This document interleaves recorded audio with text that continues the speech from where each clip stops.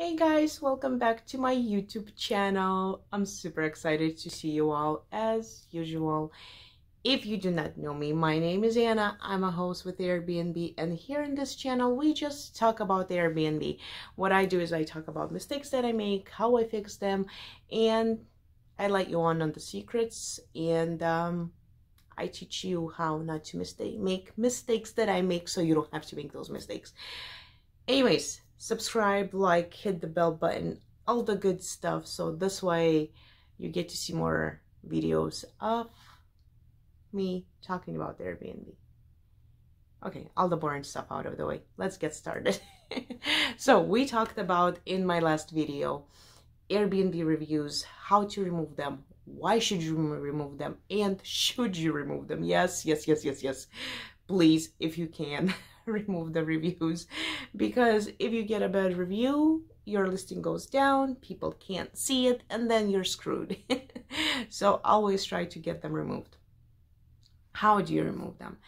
You basically, before I get into how, I want to tell you a really quick story about my last guest that I had, and I had so much issues with her, and she left me like almost 5-page review. Like, it was huge. Like, she literally was so bored and has nothing to do in her life that she sat there and wrote review. Like, it was the longest review ever, and it took Airbnb like 3 weeks to review it and to remove it. So yes, sometimes it can take some time, but it's so worth to fight for and get it removed.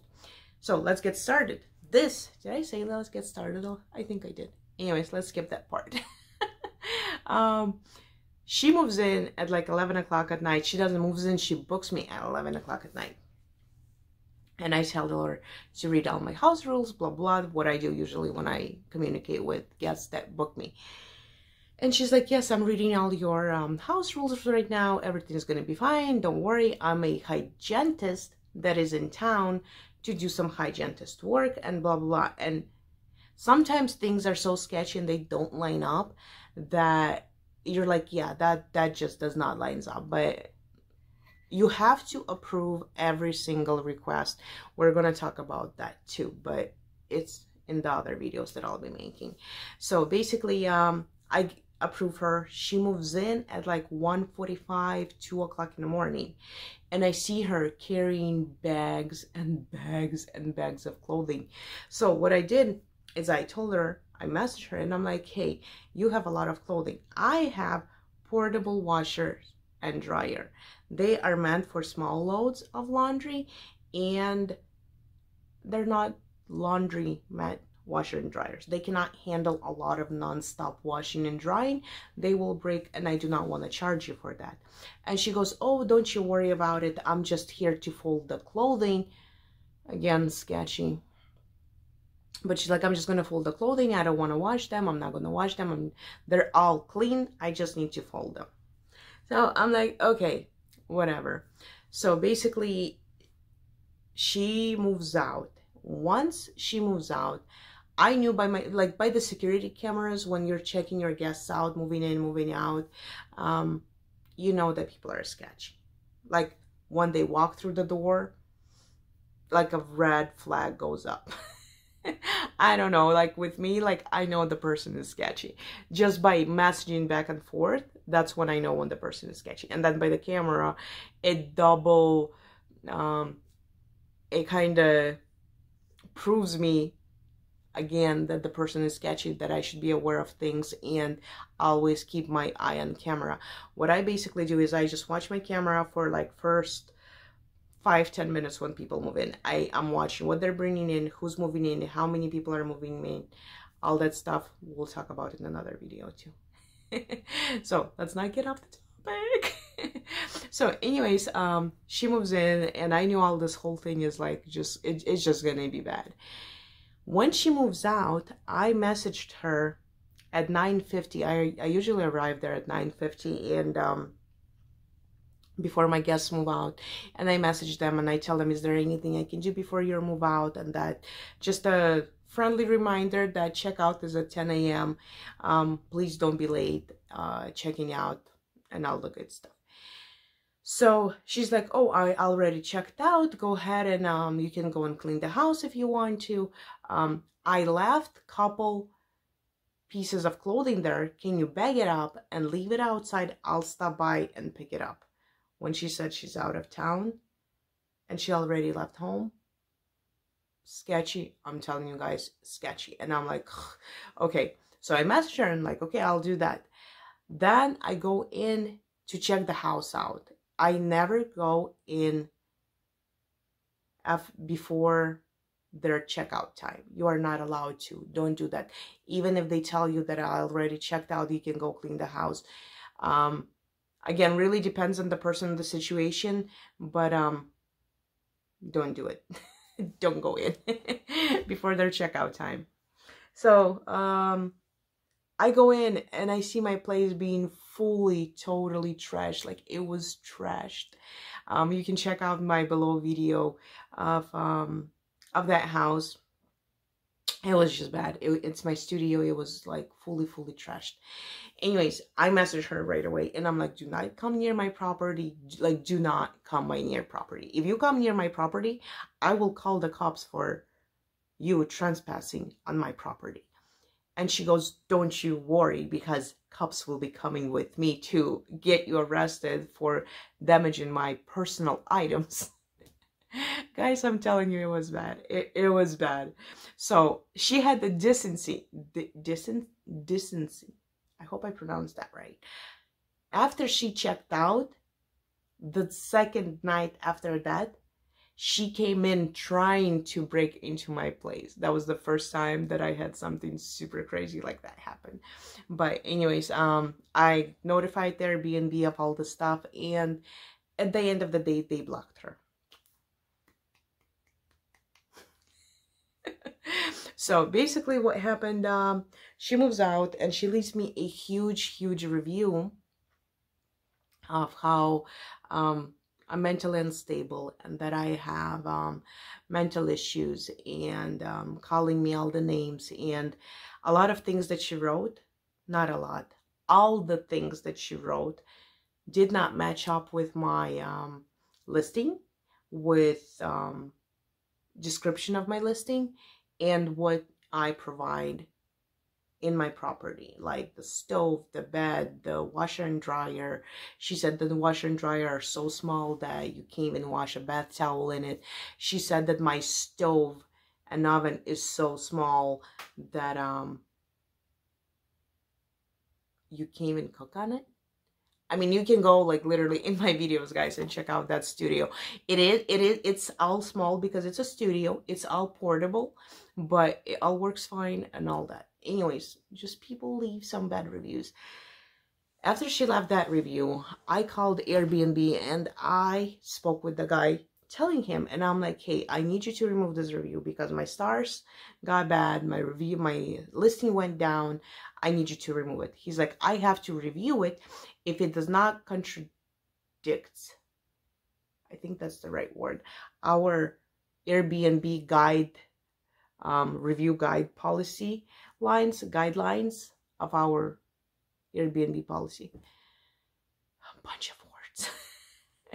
So he's like, if that does not contradict, then I can't remove it. If it does, I'll remove it. I'm like, okay. So he reviews it, calls me back within like 10 minutes, a 5-page review. Like, it was huge. And I'm like, he could not possibly have read the whole thing. But I'm listening to him and he's like, yeah, I'm not going to remove the review because it has nothing to do with our policy guidelines.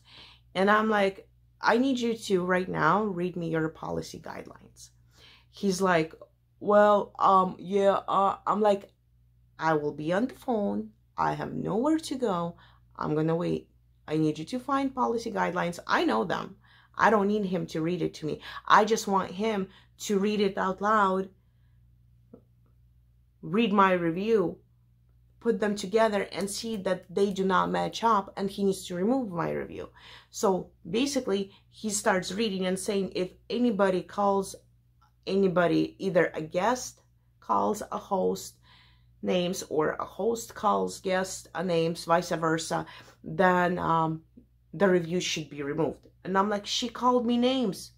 I'm like, she called me like 5, 6 times different names. And he's like, well, yeah, that's not enough to remove the review. And I'm like, you gotta be kidding me. So I'm like, okay, continue on reading the guidelines. And he's like, if the description in the review is not true, that does not allows other guests to book the place, then the review should be removed. Like that, if it's not true, that it has nothing to do with the listing. And I'm like, her whole review has nothing to do with my listing. And he kept on saying, well, you know what, that's not enough to remove the review. And I'm like, okay, what do you do, guys, at that moment? This is the moment when you stop everything, breathe in, breathe out, and just say, can I speak with a supervisor? And usually they'll be like, oh, I can deal with your case. The supervisor's going to say the same decision. I'm like, I want the supervisor to tell me the same decision. I want the supervisor on my case. And he kept on saying how I'm going to deal with your case, and the supervisor is not going to remove your review. And I'm like, supervisor, please. Please, I did not even let him speak. I'm like, I need a supervisor. He kept on saying something. I'm like, I need a supervisor. So make sure to stand your ground and get a supervisor on your case. If your review that you received has nothing to do with your house, it's a lie, they call you names, whatever it is, you can get it removed. Only if you are a 5-star, 4.5, 4.8 star review host. If you're a host who has 3 stars, 4 stars, and you have at least 2, 3 reviews that are bad, probably they're not going to remove it because other people are saying same stuff about your property, about your furniture, about quality of your cleaning.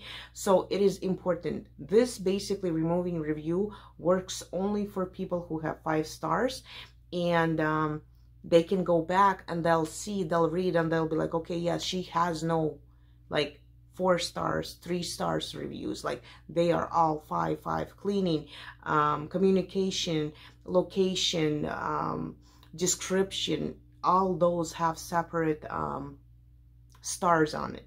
And I have 5 on all of them. So when they see that you have 5 stars, they'll keep you, they'll remove the review. So basically it took a supervisor for 3 weeks to read over that review, and I highlighted things. There were times that when I was going back and forth with the supervisors, I felt like they're not going to remove my review. So what I did is I made screenshots of Airbnb policy. I highlighted where it says calling names, giving false information about the property that will not help other bookings to other guests to book the place.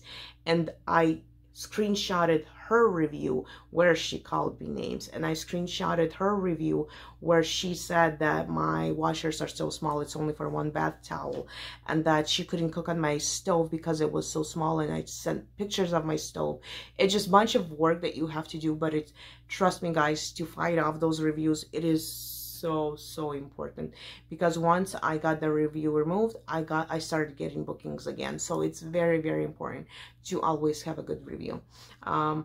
So basically at the end of the day, yes, make sure that you ask for a supervisor if the representative that is helping you refuses to remove your review. Just be like, supervisor,